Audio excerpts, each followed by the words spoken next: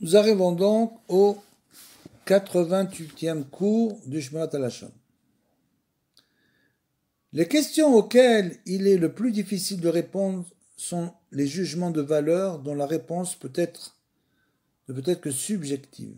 Nous sommes toujours en train de parler des Shidduchim et nous en parlerons dans plusieurs sikhot. Pourquoi? Parce que c'est bien sûr quelque chose d'extrêmement important, puisque tout se passe finalement par la parole. Par exemple, est-ce un Talmid Chacham? Est-elle intelligente? Ce sont des choses qui sont subjectives. Il faut poser des questions objectives. Les questions subjectives ne nous intéressent pas. Parce que ça peut être aujourd'hui un Talmid Chacham et demain il peut oublier toute sa chokhma. Ces qualificatifs n'ont pas de valeur absolue. À quel moment quelqu'un qui étudie mérite-t-il le titre de Talmid Chacham? Bien sûr. Comment mesure-t-on l'intelligence? En l'absence de critères définis dans ce domaine, il est très difficile de donner une appréciation exacte. De plus, nous avons vu qu'on n'a pas le droit de donner des informations susceptibles d'empêcher le shidur, on l'a vu précédemment, si elles ne sont pas solidement fondées. Comment peut-on être vraiment certain que les facteurs en question représentent un obstacle à la réussite du shidur?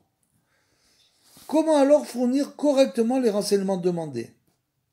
Il est évident qu'il n'est pas très sage de la part d'une des parties de demander ce genre de renseignements à un ami ou une connaissance. Le Chofetz Chaim dit qu'en fait, les questions de ce genre ne demandent pas de réponse. On peut cependant les soumettre à un Rav, à un Rosh Yeshiva ou à un directeur de séminaire pour les filles qui possède la sagesse et l'expérience nécessaires pour évaluer les choses et donner une réponse adéquate.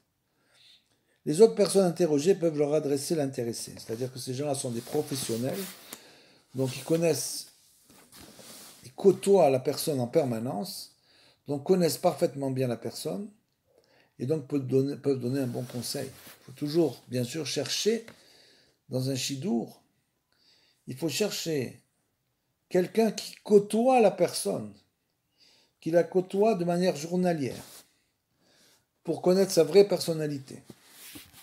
On ne peut pas se fier, par exemple, et ça c'est vraiment une chose très mauvaise de la part de la personne, le conseilleur, d'un conseilleur, un ami par exemple, qui va proposer à son ami un shidour en disant oui, cette fille-là, écoute, je crois qu'elle vient d'une bonne famille, etc.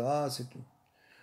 Une fille bien, etc. Mais il n'a aucune idée, aucune idée. Il ne faut pas lui demander à lui, c'est l'erreur, ne pas lui demander à lui. Pour le shidour, il faut demander, bien sûr, aux amis de cette fille, ou des gens qui la côtoient, ou son rave, ou comme on l'a dit, au Rosh Yeshiva, celui du directeur du séminaire, etc. Shimon, son fils de Rabban Gamliel, dit « Toute ma vie, j'ai grandi parmi les sages, et je n'ai rien trouvé de meilleur pour l'homme que le silence. » Bien sûr, comme c'est écrit dans la Masechet Avot 1.17. Ce que dit Rabbi Shimon, c'est « Ayant été élevé parmi les sages, j'ai eu la possibilité de m'inspirer de toutes leurs vertus. Entre toutes, c'est le silence qui est le plus remarquable, la plus remarquable. Il se peut aussi que son message soit le suivant. Les sages ne se livreraient sûrement pas à des conversations futiles. Néanmoins, en dehors des paroles de Torah, rien ne leur semblait meilleur que le silence. Velo matzati la gouftov, c'est-à-dire littéralement, je n'ai rien trouvé de mieux pour le corps. Comme ça c'est écrit là-bas. Tant que l'âme se trouve dans ce monde, à l'intérieur de son enveloppe matérielle, il est impossible de veiller à la perfection absolue de toutes les paroles qu'on prononce. C'est pourquoi le silence est si bon. Si tel était le cas de la génération de Rabbi Shimon, habitué à ne dire que des paroles, des sages paroles, que diront des gens comme nous, habitués depuis notre tendre enfance à nous soucier de choses vaines et dénuées de sens? Sans le mort du silence, la bouche tiendra inévitablement les propos qui lui sont naturels et on aura beaucoup plus à perdre qu'à gagner. Dieu préserve.